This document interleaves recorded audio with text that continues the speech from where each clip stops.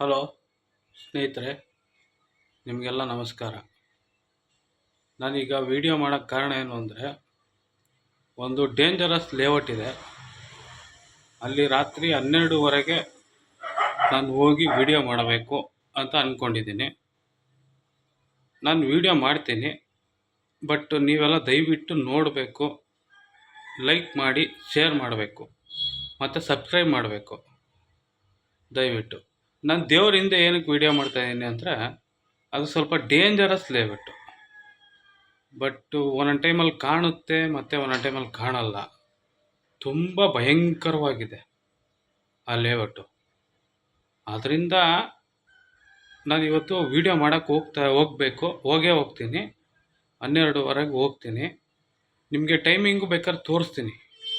12:30ಗೆ ದಯವಿಟ್ಟು ವಿಡಿಯೋ ನೋಡಿ, ಲೈಕ್ ಮಾಡಿ, ಓಕೆನಾ?